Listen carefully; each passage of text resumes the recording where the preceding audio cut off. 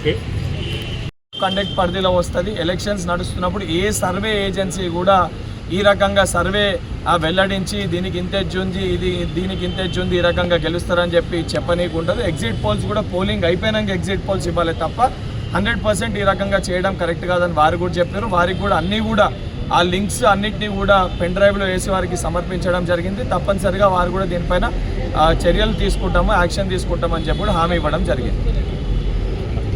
Survey సంబంధించి elections నడుస్తున్న క్రమంలో చాలా క్లియర్గా ఈ ఏజెన్సీ కూడా సర్వే చేసి ఈ రకంగా ఉందని ఓటర్లని ప్రభావితం చేసి అంటే ఒక సెక్షన్ ఆఫ్ ఓటర్స్ని ప్రభావితం చేసే విధంగా కోడ్ ఆఫ్ కండక్ట్ కింద ఆ రకంగా ఎవరు కూడా చేయకూడదు. కానీ కేకే సర్వే ఉద్దేశపూర్వకంగా కేటీఆర్ హరీష్ రావు డైరెక్షన్లో వాళ్ళ ఇంట్లో కూర్చొని ఒక 2 గంటలలో ఒక లిస్టు తయారు చేసి ఒక ప్రిడిక్షన్ తయారు చేసి ఉద్దేశపూర్వకంగా ఈ జూబ్లీహిల్స్ ఉప ఎన్నికల్లో బీఆర్ఎస్ పార్టీ ఆడుతున్న ఒక పొలిటికల్ స్టంట్లో భాగంగా కేకే సర్వే కూడా హరీష్ రావు కేటీఆర్ డైరెక్షన్లో ఈ రకంగా ఒక న్యూస్ ఛానల్స్కి దాన్ని సర్వే పోల్ని ప్రకటించి ఈ రకంగా ఎడ్జ్ ఉందని చెప్పి బీఆర్ఎస్ పార్టీకి ఓటర్లని ప్రభావితం చేసే ప్రయత్నం చేశారు.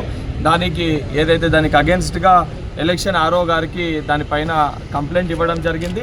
ఎందుకంటే గతంలో అనేక సందర్భాల్లో ఏదైతే కేకే సర్వే ప్రిడిక్షన్స్ గురించి ఇది జరుగుతుందని చెప్పి బీఆర్ఎస్ పార్టీ భుజాలు గుద్దుకుంటూ ఏదైతే వాళ్ళ సోషల్ మీడియా మాధ్యమాల్లో దీన్ని ప్రచారం చేస్తున్నారో ఇదే కేకే సర్వే చాలా సందర్భాల్లో హర్యానాలో ఢిల్లీలో అడ్డగోలుగా వారు ఈ సర్వే ఇచ్చినప్పుడు వారు ఇచ్చిన సర్వే ఫలితాలు దాని తర్వాత ఏదైతే రిజల్ట్స్కి చాలా భిన్నంగా ఉంటాయి. అంటే ఈ సర్వే ఎటువంటి వాస్తవాలు లేవు. గతంలో అనేక సందర్భాల్లో కూడా ఈ రకంగా కొంతమంది మాటల మేరకు ప్రభావితం చేసి ఓటర్లని ప్రభావితం చేయనీకి ఇటువంటి సర్వేని కేకే సర్వే సంస్థ నిర్వహిస్తుందని చెప్పి గతంలో అనేకమైన రుజువులు ఉన్నాయి.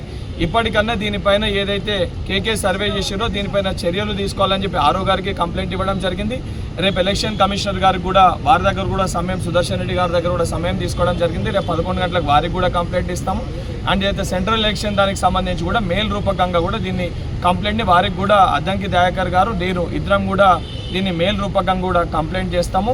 And BRS party social media హ్యాండిల్స్లో కూడా దానికి సంబంధించి కూడా ఇలా తప్పుడు ప్రచారం చేసి వాళ్ళు ఎలక్షన్లో ఓడిపోతున్నారు అని చెప్పి ఇటువంటి కొన్ని ఏజెన్సీలని అడ్డం పెట్టుకొని హరీష్ రావు కేటీఆర్ ఈ రకంగా డ్రామాలు ఆడి మీరు ఎన్ని ప్రయత్నాలు చేసినా తప్పనిసరిగా ప్రజలు ఉన్న కాంగ్రెస్ ప్రభుత్వంపై ఉన్నారు. కాంగ్రెస్ పార్టీకి ఓటేసి గెలిపిస్తారని ఒక సంపూర్ణ విశ్వాసం నమ్మకం మాకుంది.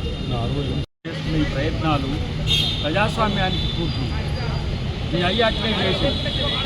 అయ్యట్నేషన్ పోయి ఫామ్ హౌస్లో ఉన్నాడు. నువ్వు ఇప్పుడు ఈ జూబ్లీహిల్స్తో ఇప్పుడు ఈ ఎన్నికతోని ఈ పరువు మొత్తం తీసుకుంటున్నావు.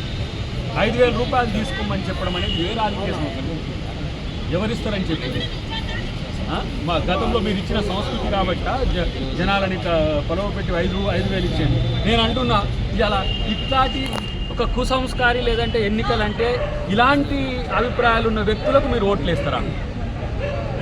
ఇలా ఆ సోదరికి ఉండే పాజిటివ్నెస్ కూడా నెగిటివ్ చేస్తున్నది ఎవరంటే వీళ్ళే. కాబట్టి ఇలా దుబ్బాకలు ఏం జరిగిందో గతంలో చూసిండ్రు.